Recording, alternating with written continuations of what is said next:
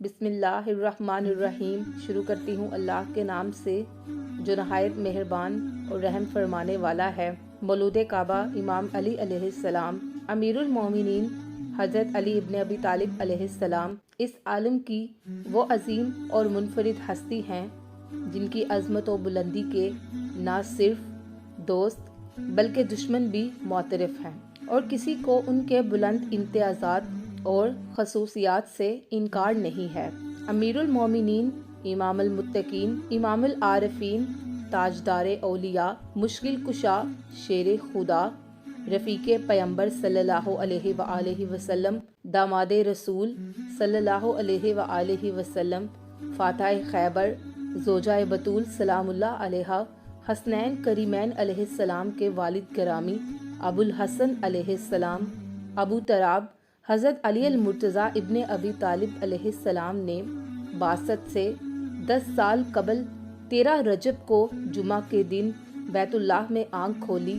بیت اللہ خانہ کعبہ جس کا ایک ایک پتھر برکت و سعادت کا سرچشمہ اور عزت و حرمت کا مرکز و محور ہے، اور خداوند کریم کا جس گھر کے بارے میں ارشاد ہے، اللہ تعالیٰ نے خانہ کعبہ کو محترم گھر قرار دیا ہے، اور اس متبرک کو باعظمت گھر میں حضرت علی علیہ السلام کا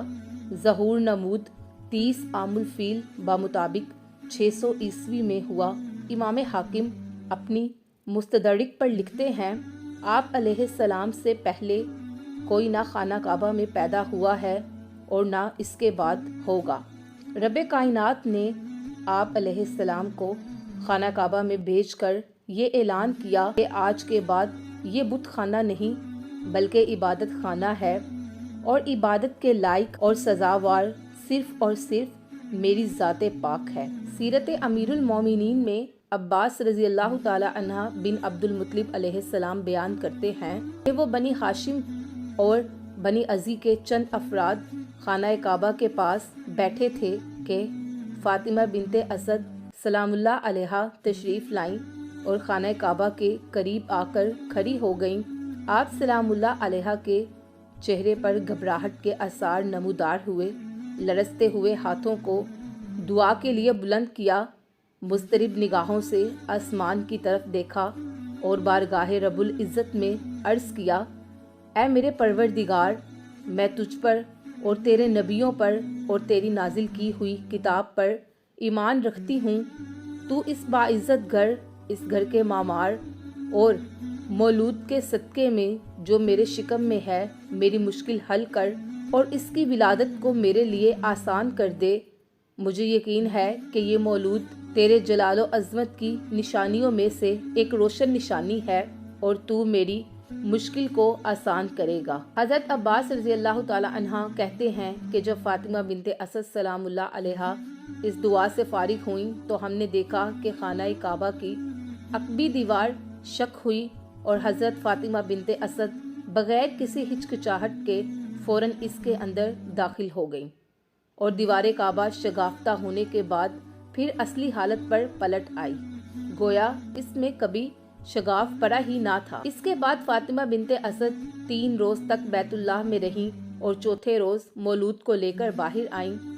حضرت فاطمہ بنت اسد فرماتی ہیں، جب علی پیدا ہوئے تو پیغمبر اکرم صلی اللہ علیہ وآلہ وسلم نے ان کا نام علی رکھا اور اپنے لاب دہن ان کے منہ میں ٹپکایا اور اپنی زبان ان کے منہ میں دے دی، جسے چوستے چوستے آپ علیہ السلام سو گئے۔ جب دوسرا دن ہوا ہم نے دایا تلاش کی، مگر علی نے کسی کے دودھ کی طرف منہ نہ بڑھایا۔ ہم نے رسالت مآب صلی اللہ علیہ وآلہ وسلم کو یاد فرمایا۔ آپ صلی اللہ علیہ وآلہ وسلم نے اپنی زبان علی کے منہ میں دی اور وہ میٹھی نیند سو گئے، اور جب تک خدا نے چاہا یہ سلسلہ یوں ہی چلتا رہا۔ مولا کائنات علی ابن ابی طالب علیہ السلام نہج البلاغہ میں فرماتے ہیں، میں بچہ ہی تھا کہ رسول خدا صلی اللہ علیہ وآلہ وسلم نے مجھے گود میں لے لیا۔ آپ صلی اللہ علیہ وآلہ وسلم اپنے سینے سے چمٹائے رکھتے تھے، بستر میں اپنے پہلو میں جگہ دیتے تھے اور اپنے جسم مبارک کو مجھ سے مس کرتے تھے اور اپنی خوشبو مجھے سونگھاتے تھے۔ پہلے آپ صلی اللہ علیہ وآلہ وسلم کسی چیز کو چباتے پھر اس کے لقمے بنا کر میرے منہ میں دیتے تھے۔ حضرت فاطمہ بنت اسد سلام اللہ علیہا فرماتی ہیں، حیدر کی ولادت کے بعد جب میں نے خانہ کعبہ سے نکلنا چاہا تو غیب سے ایک آواز آئی، اے فاطمہ، اس بچے کا نام علی رکھنا۔ میں نے اس کا نام اپنے نام اعلیٰ سے مشتق کیا ہے اور اس کو اپنے ادب و علم سے آراستہ کیا ہے۔ یہی میرے گھر سے بتوں کا صفایا کرے گا اور میرے گھر خانہ کعبہ کی چھت پر اذان دے گا